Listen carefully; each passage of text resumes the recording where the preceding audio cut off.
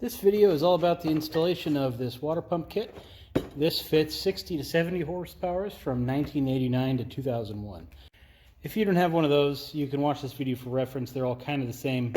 Parts just may be shaped slightly differently. Hello! What you are looking at here is my late 80s, early 90s Evinrude 60 horsepower outboard. Today's video, we are going to be servicing the lower unit. So first things first, you need to familiarize yourself with what's going on. We have a drain screw and a vent screw up top. We got to pull those out. If you've ever done a fluid change on a manual trans, it's kind of the same concept. Oh, those are tight. Geez. This is one of my pet peeves about outboards. Just, they think they want to get these things down to their shear point or their stretch point. And you just don't need to. It's completely unnecessary. So what this is doing is putting extreme amount of pressure on that screw so the ratchet doesn't slip off, so you can get it loose. It works. Sometimes. Alright, so now the screws are loose. Easy process usually.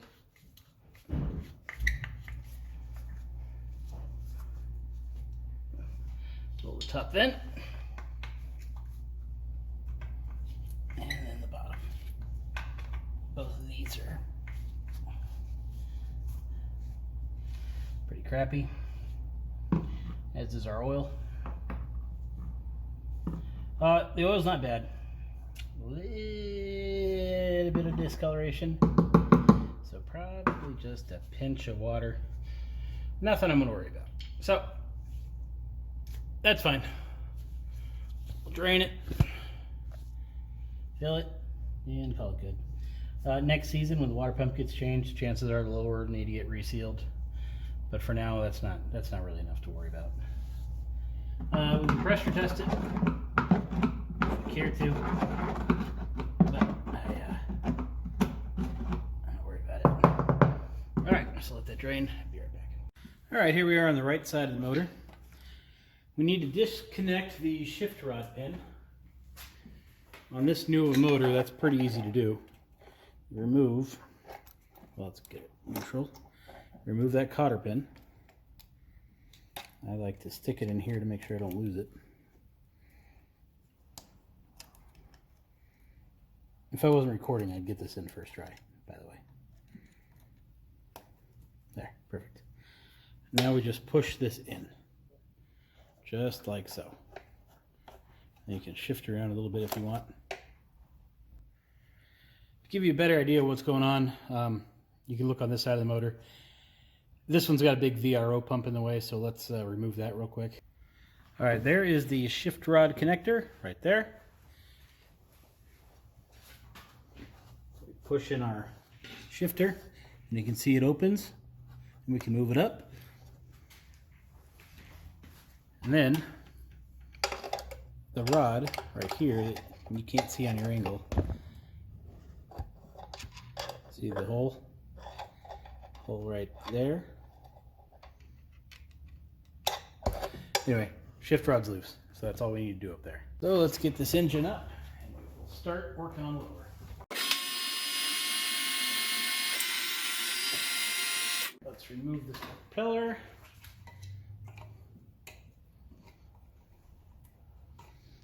That's one strong cotter pin in here.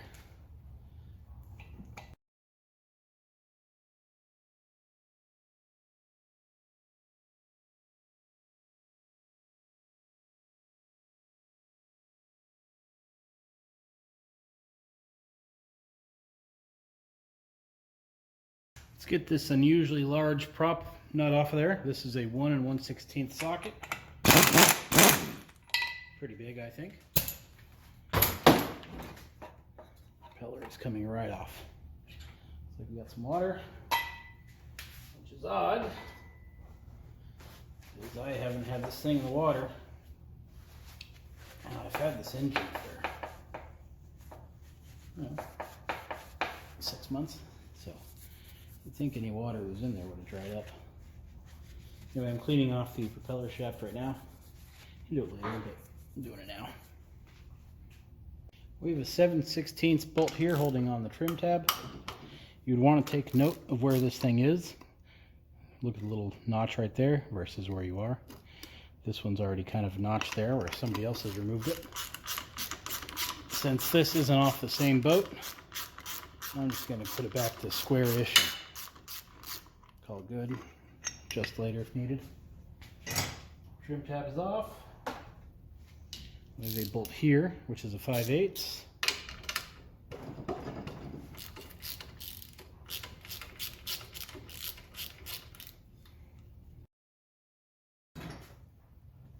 We have another bolt inside of there, which should be a 9/16.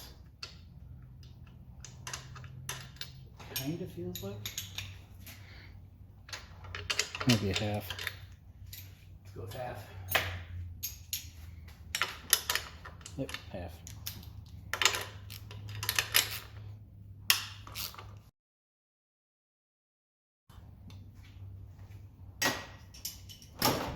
There is a bolt here. You don't need to worry about that. That holds in this anode, which is fine. On each side we have two 9/16. That's tight too.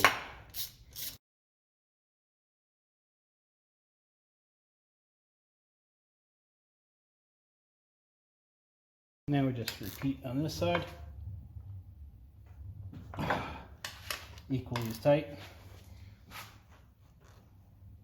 I've never seen a lower unit randomly fall off the outboard before, so you don't need to impact wrench these on either.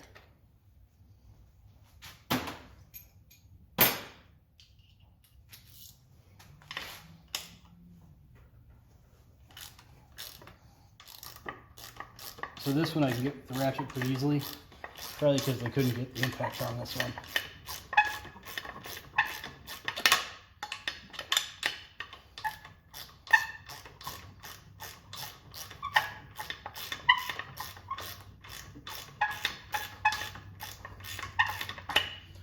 Alright, it's almost out. I don't want the lower unit to fall and hit the ground, so I got to get behind it to catch it.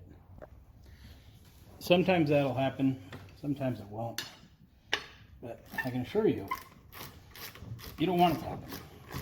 Especially if your foot's there. So my ratchet got stuck. But since the case is loose already, I was able to slide it down and get more length out of the bolt.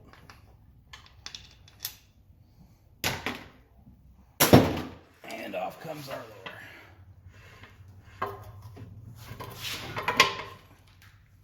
Okay, lower's off. It's installed onto the lower unit holding fixture. You probably don't have one of these. So just imagine it being on your workbench or floor or whatever. I'm going to remove the water pump bolts with my speed wrench. They're not going back on with it, but they get it off quick.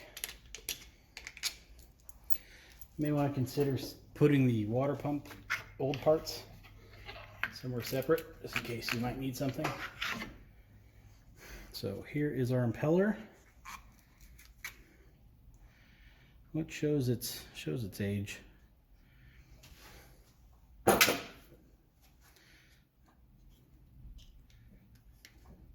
Little seal ring, liner, O-ring, and top cup. Don't worry about all that later. There's our pin. It's facing that way, clockwise. It ramps down. Now our wear plate here. Let's get a gasket under it, so we should have to pry it up just a pinch. Get that gasket free. The more gasket you get off, the better. Oh, yeah. Did I get lucky or what? Not very much of it.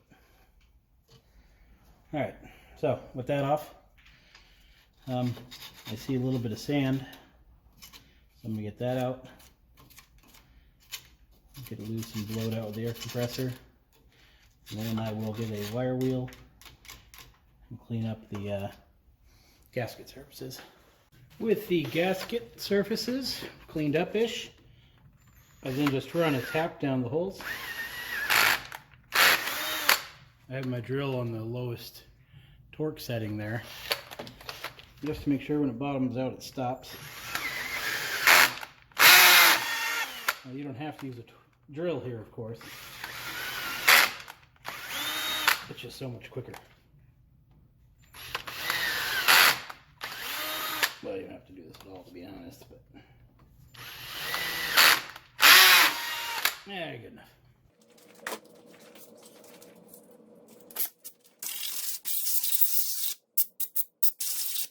All right, let's head over to the kit.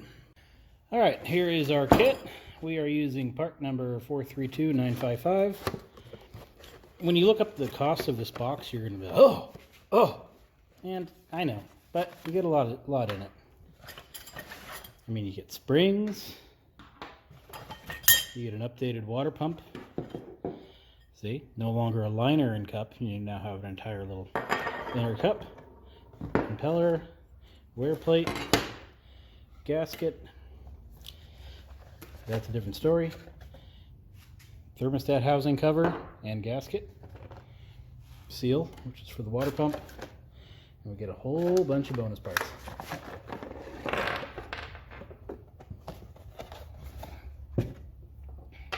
So this mounts to the top. We have two little overboard indicator nipples. Seal, new, forget what that's called, grommet. Let's check out our bag of hardware.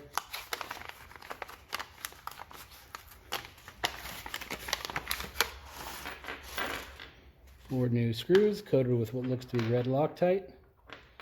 We have two water pump keys. I'm guessing one is for one size drive shaft, one is for another. We have a random mystery bolt and two O-rings. So quite a bit of stuff.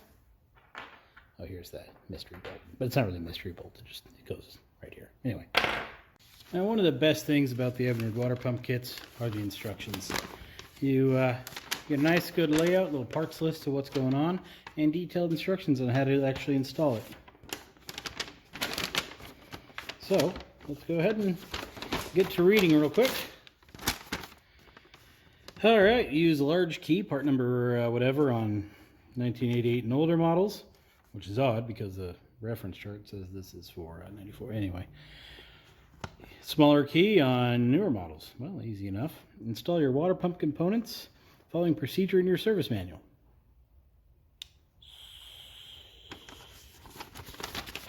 So here we have the service manual. It has some pretty good instructions on how to install your water pump kit. Disassembly, assembly, we already did that, and then we got installation. Now, the problem. Service manual is umpteen years old. New water pump kit is much newer. It's not quite going to be the same. It doesn't have the liner, doesn't have the separate plate. It's a lot different. Not a lot, enough different. And we also have springs, thermostat cover, and housing. What is that for? Well, that's where my little joke actually just was a joke, because usually you get the updated kit when you get a new Evinrude number, and you also have all of the little updated parts. So in this particular kit, it comes with the updates to the thermostat springs and housing cover, which the instructions show you how to do, as well as the overboard indicator, which is what this extra grommet is for. So we are going to tackle all of this stuff after the water pump's done. We'll set it aside for now. Trying to decide if I want the flash on or not. It doesn't really make much of a difference. All right, so let's install this. We have a little slot right here on our water pump cup, and we have a little slot down there. So those need to become one. If it doesn't fit, it's not in there. There we go. Cup is installed. All right, we're supposed to lightly coat the liner with some oil so that this slides in nice and good. Some people are going to say no, you don't want to use oil. It'll degrade the rubber. They are correct. Oil will eventually degrade the rubber. However, you're going to put this thing in the water, hopefully not too long. By then, any oil residue is going to be long gone out of there. You use soap if you want, but the thing is with soap, once it starts drying up, the friction created is greatly improved over oil. So heat and friction, soap may not be a best idea because you got to work a little quicker. So I'm just going to use oil. WD-40 may be a better bet here than PB Blaster just because of its ability to stick to surfaces better. Fortunately, I don't have any. Well, I do, I just don't know where the bottle went. So I'm going to use PB Blaster.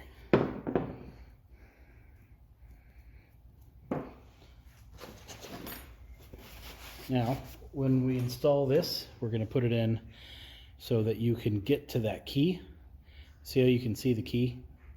The little hole on the top, but you can't on the bottom. So if you slide this down over the water pump with the key on there, you're just going to hit it. So you want to make sure that you are, this side would be down. And when we flip it upside down, the direction's going to flip. So you want to install it counterclockwise, not clockwise. The drive shaft spins in a clockwise direction. Therefore, you want this thing going clockwise. That looks good right there. All right, let's flip it over. Your water pickup tube goes into this grommet. There is a little taper inside of the grommet. That needs to face up. That way the tube finds its way in there. Okay, service manual is now going to call for gasket and sealant M. They don't, it's not that they don't make it, it's they don't repackage somebody else's product with their own little house brand label on it. So what it really is 3M847. So if you don't have any 3M847, or you find yourself in the middle of making a water pump video and can't find your tube of it, you can usually get away with using something else. The 3M847 is it's sticky. It comes out wet and it instantly turns to very sticky, gluey type sealant. So the gasket, Permatex gasket form sealant number 2, it's pretty close. But the 3M847 sealant M does actually dry, but it's still a little pliable. So that's why I think the aviation forma gasket might be a little better option. However, it's a little too watery. And it's not as sticky. It's sticky, just not as sticky.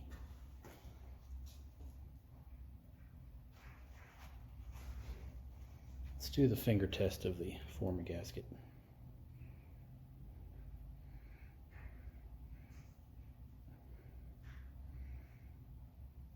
Little stickier. Maybe I'll use that.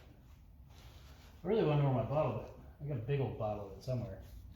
I vaguely remember the end blowing up and it leaking everywhere, but I don't remember if I bought a new one since or not.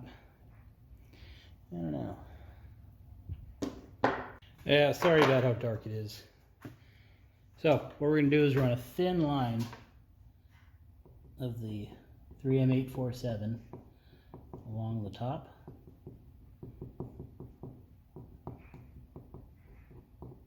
Getting just a pinch into the grommet itself. Theory is this is going to help seal that plate down to this thing.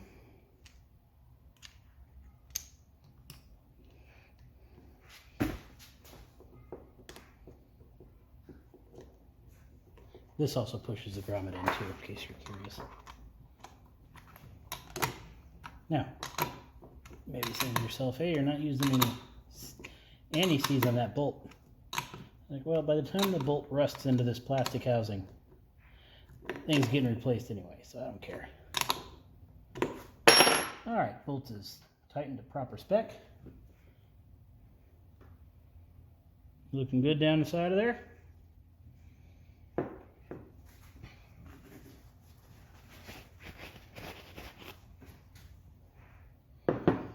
Now we have this O-ring. O-ring fits on here a certain way, just like so. So I'm going to put more of the 3M 847 sealant to M into this groove, which will help seal that special O-ring and hold it in place for me while I actually put on the housing.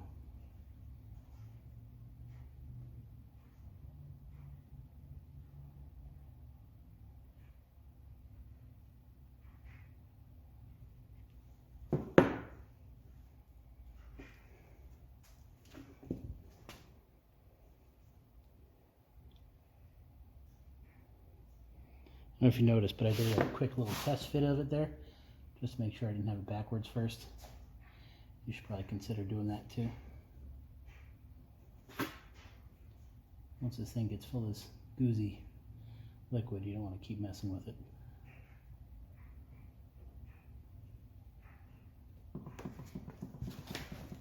Let's get our water pump and plate and head back over to the lower. All right, we need to put some what is that stuff called? Johnson Evinrude gasket sealing compound down to the plate, and then install this. Problem is, that is also no longer custom packaging. So now what it is it's Loctite aviation gasket sealant.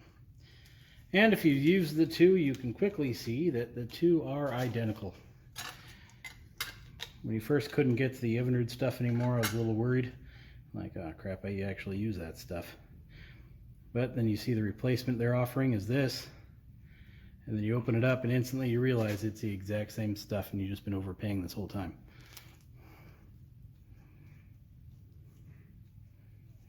But I guess when they close their doors, all those little custom bundle packages, one of the first things to go.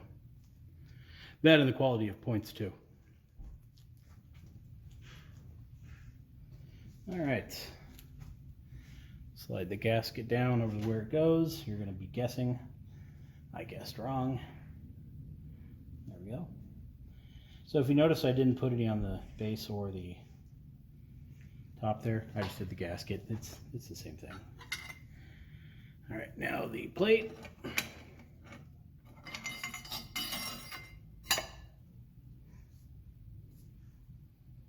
Now I go wash or change my gloves.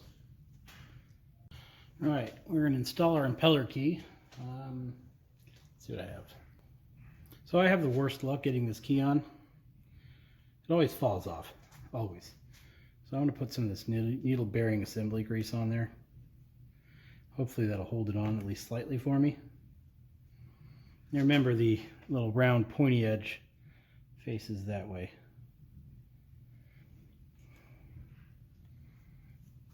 So, you know, there's a smooth transition, but the step is on the back side. I'm going to turn the drive shaft a little bit.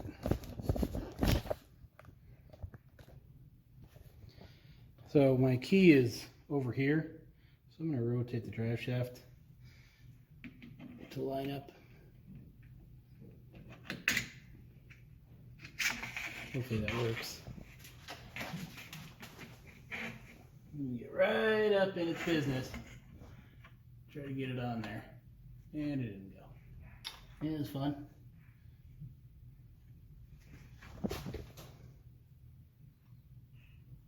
Alright, finally got it. Alright, 4 screws are going in. Each one is going to get dipped in this stuff. Well, not dipped, but, you know, spread on there.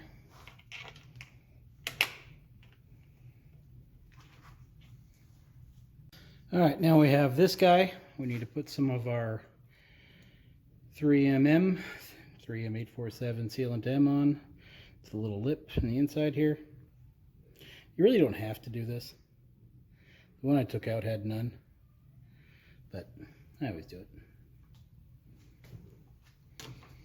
This little opening usually faces towards a little pickup, but it doesn't matter in this case because there's nothing blocking it from going anywhere. So that is installed. Our kit came with these 2 O-rings. These are drive shaft O-rings that would go on the top of the drive shaft. However, our drive shaft has no slot here for an O-ring, so these are bonus parts. So we're going to put these in a drawer, and should they fit our leaky faucet in the future, they will go on it. Now, to prevent the drive shaft from seizing into the power head, we are going to apply some moly lube here to the top. Well, not the top, but the splines. You don't want to put any on the top because of a little thing called a hydraulic lock. You put some on the top, there's not enough clearance for how much fluid you have inside of there. It's got to go somewhere, so something is breaking. So we don't want that. So we are just putting it on the splines. More the merrier. And that's done. Now we torque down the water pump. These are 60 to 80 inch-pounds. 60 to 84. All right, I'll go look. 60 to 84 inch-pounds. So I'm going to go with 73.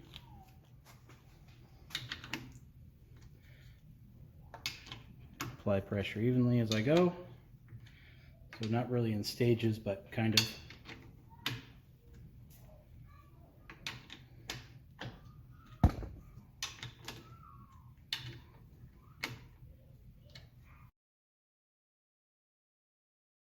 All right, gear case is ready to go back on. I've ran a tap on the housing screws to clean out the threads.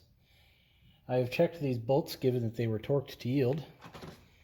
Seems like they're fine, so don't expect any problems.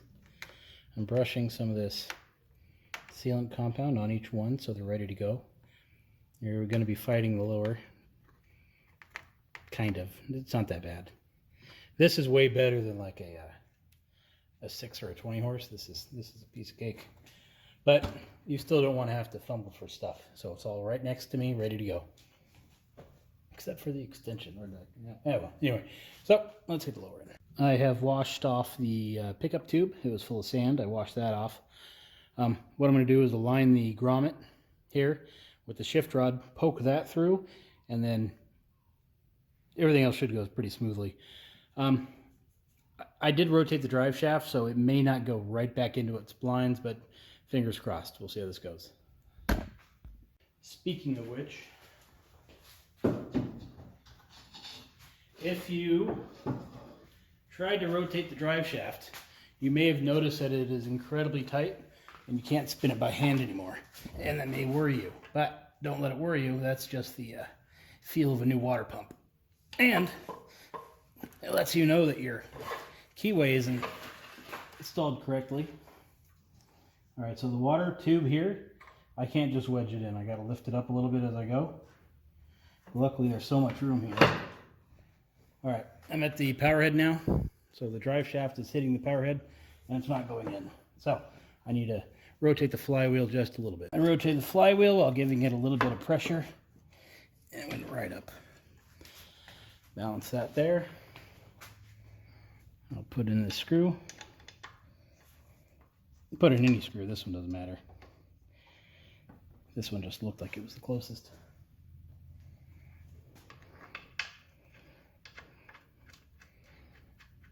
All right. Now before going any further, you want to come up here and peek. Make sure your shift rod isn't doing anything weird. So it moved a little bit, but for the most part, should be able to get it right back into its little spot. So we're okay. Now I just go around and put in all the bolts, just kind of get them mostly started. Also, you shouldn't rely on the bolts to pull the lower unit up. If that happens, there's a problem. If you can push it up by hand and hold it there, everything's seated and going fine. Now there is some weight on it, so gravity's going to pull it apart a little bit, so keep that in mind. But you don't want to have to force anything together. Okay, propeller shaft is somewhat cleaned up. All of the bolts are tightened down closer to their proper torque. I'm going to grease the propeller shaft. This is an important step because if you ever had a propeller stuck on here, you're going to know why you wish you should have greased the propeller shaft. So we're going to give it just a pinch of grease, as in the more the merrier. I want to keep an eye out for any fishing line or anything. I have none, so no worry there. Let's install our thrust washer down there, followed by our propeller.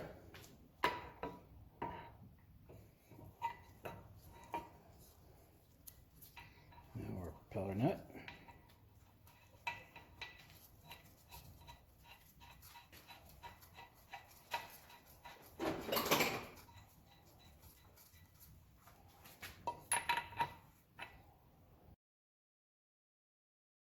And now for our slightly better cotter pin.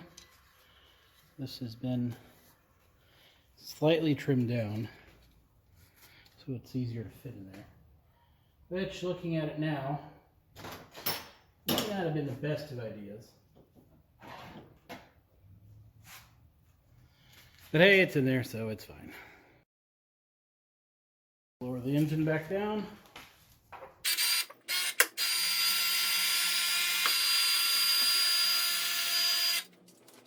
Now let's line up our shift pin. I'm pulling the rod back out, and it is aligned. I've got to get the cotter pin back in, which, I don't know, I guess sometimes can be a little tricky, but all you do is, with one hand you hold the rod out, get one side of this pin started, and bottom half usually you can just make it go in, because, let me see.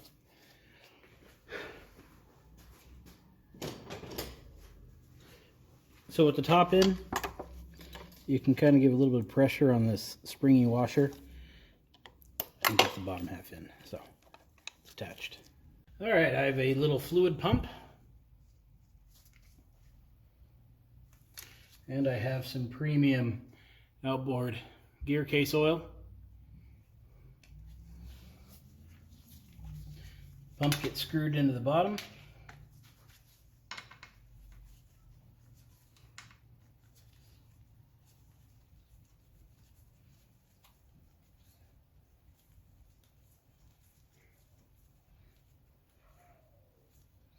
Other end of the pump gets screwed into the bottle.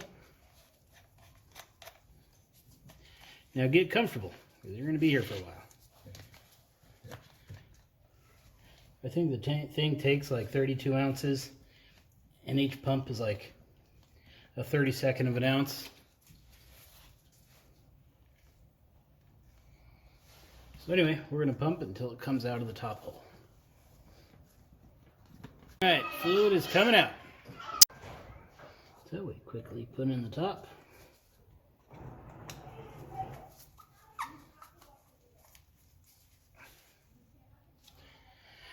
So we are going to quickly remove the pump and quickly put in the drain plug. And hopefully everything, at least most of it, stays in there.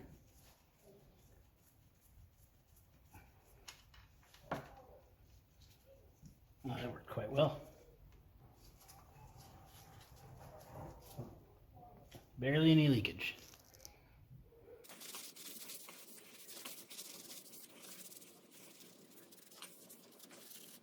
Okay, now for the thermostat cover. If you have a pleasure of a freshwater motor like me here, this isn't going to be so bad. If you don't, you have an inherent risk of these bolts breaking off on you. So we may want to consider torching them first, getting them good and warm, and hope to break any corrosion seizing going on. But even then, you're just kind of hoping. Now, given the color of this thing, it's either overheated at one point in its life, or it's been changed on the prior water pump install. I don't know.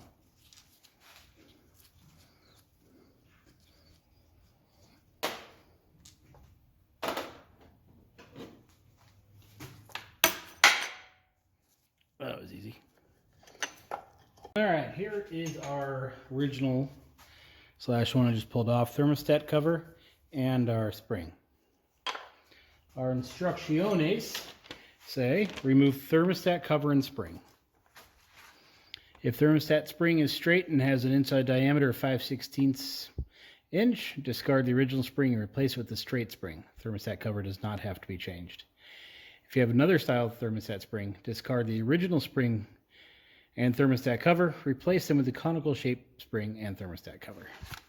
Now, I already have the conical shaped spring, and the thermostat covers have the same part number of them, 343141. Now, this came off. This is my new one. I'm obviously using this one. The thing looks much better than this thing, but doesn't look like anything needs to be changed inside of here. Okay, I put some gasket and sealing compound onto the gasket. Why, you might ask? Well, why not?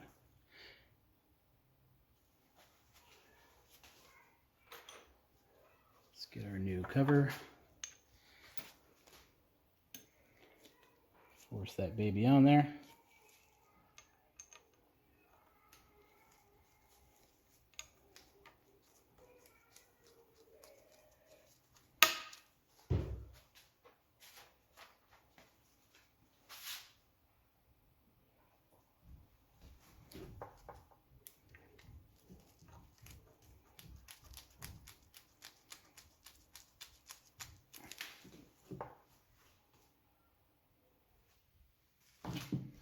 Screws are pretty nice, but I'm putting in the, so I'm not cleaning them, but I am putting the anti-seize gasket compound on them.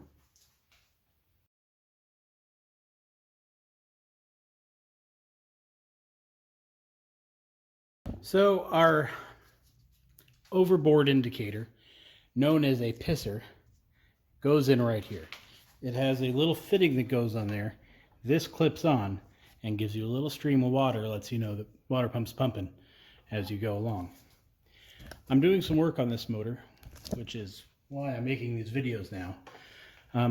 It originally had a bad power head. I put a different one on here. The engine originally had this hose and fitting going down, connecting over to the side of the block. This fitting here is for the water pressure gauge that would be on the dashboard. The replacement power head has a hose coming off, which attaches to the top, just so you know. So this is what I would have originally had here, just like that.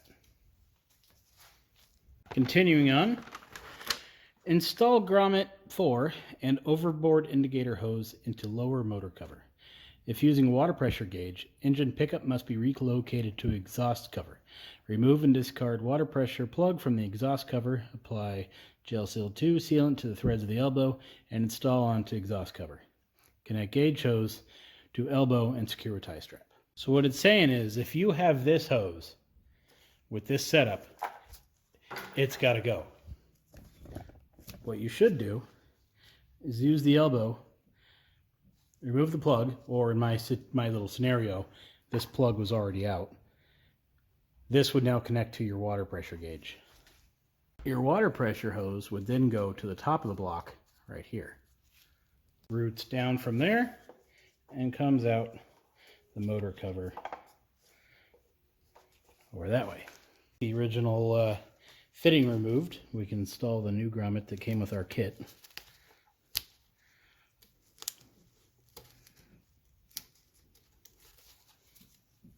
And our hose, not so much simply.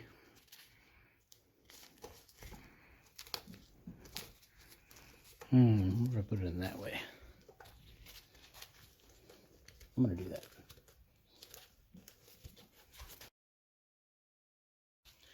Now our hose, not easily, but will fit through that grommet. And now we don't have a restriction on our water system. That's the same system that the bigger engines would have. They did this because, if you think about it, your overboard indicator was here. So water could flush out right here, but also air could too. So trapped air from here down could be relieved through this hose right here. The problem is all of this has no way for air to get out. So what was happening was air was getting trapped into the top of the motor here, and it had no way to flush it out. So what they did was they decided, there was a bulletin about this, drill and tap a hole up here and put the overboard indicator from the top of the block and then plug up this bottom hole. Genius. Caused or fixed a lot of overheating issues. A lot of engines still hasn't had that done. It seems like this being a 94, either it was already done by somebody else or the factory just started fixing it. I'm thinking the factory started fixing it, given the instructions say to remove the plug. Or they assume the update had already been done. You can see over here on my original power head, top of the block, no fitting. And there is the water pressure nipple thing right there, or the overboard indicator. And this thing is done for. But anyway, water pump and general lower maintenance is now complete. Service life of these impellers are 3 years, and I expect to get that out of it, if not more. Probably more, considering that I keep them inside and I don't use the engines that often. Probably get 5 years out of that pump without any issue. But I'll change it every 1 to 3 anyway. All right, everybody. Until next time.